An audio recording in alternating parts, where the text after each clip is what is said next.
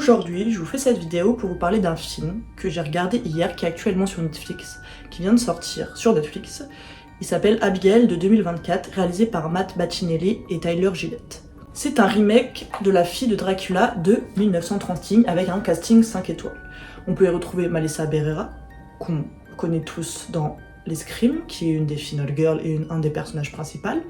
On peut aussi retrouver Catherine Newton, qu'on a déjà vu dans Paranormal Activity, Kevin Durant, qu'on peut retrouver dans les X-Men, et Angus Cloud, d'ailleurs paix à son âme, qu'on a pu voir dans Euphoria. Et bien sûr, celle qu'on retrouve dans le rôle d'Abigail, Alicia Weir. L'histoire, c'est quoi?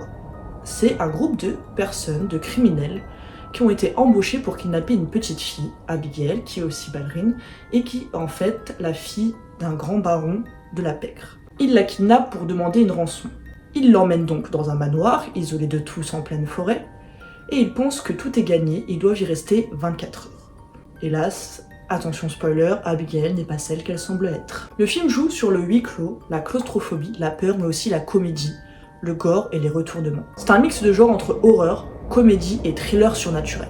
Moi j'ai trouvé qu'il y avait quelques longueurs pour ce type de récit et que c'est le twist est assez prévisible. Je trouve que le dernier acte ça s'étire beaucoup et que les combats et l'affrontement final sont assez redondants. Et je trouve aussi que la mythologie et les motivations du père d'Abigail, qu'on va entendre parler au bout d'un moment dans le film, et d'Abigail, est un peu confus et pas assez approfondi. Néanmoins, j'aime beaucoup ce retournement de situation entre pouvoir et contrôle. Les kidnappeurs pensent avoir le contrôle et au final c'est eux qui se retrouvent chassés par Abigail.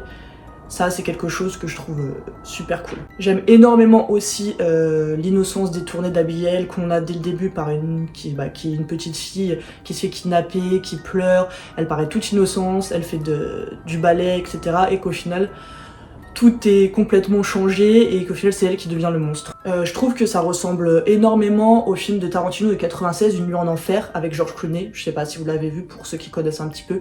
C'est exactement ce même retournement de situation. On commence avec des bandits sur une aire d'autoroute qui braquent une petite supérette et au final on se retrouve complètement dans un autre récit, dans un autre film du genre, dans un endroit surnaturel.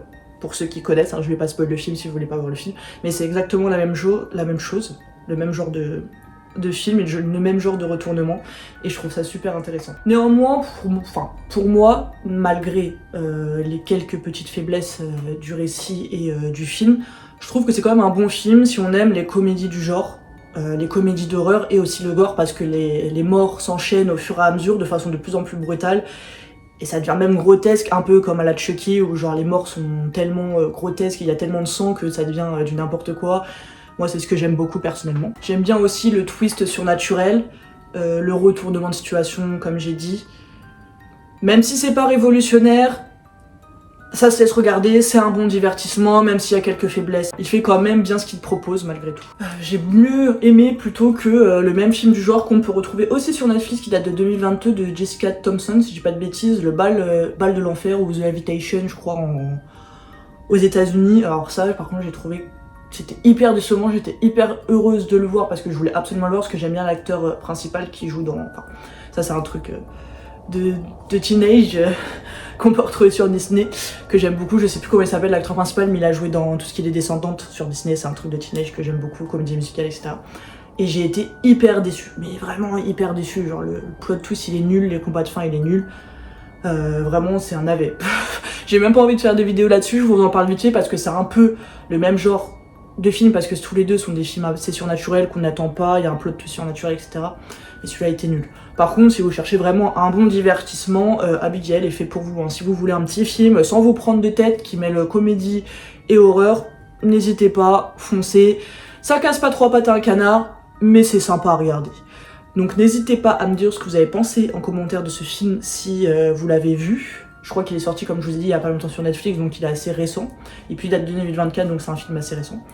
N'hésitez pas à me dire ce que vous avez pensé, qu'on en discute en commentaire. Et encore merci aux gens qui s'abonnent, aux gens qui commentent. Ça me fait énormément plaisir. Je vais essayer de faire un peu plus de vidéos.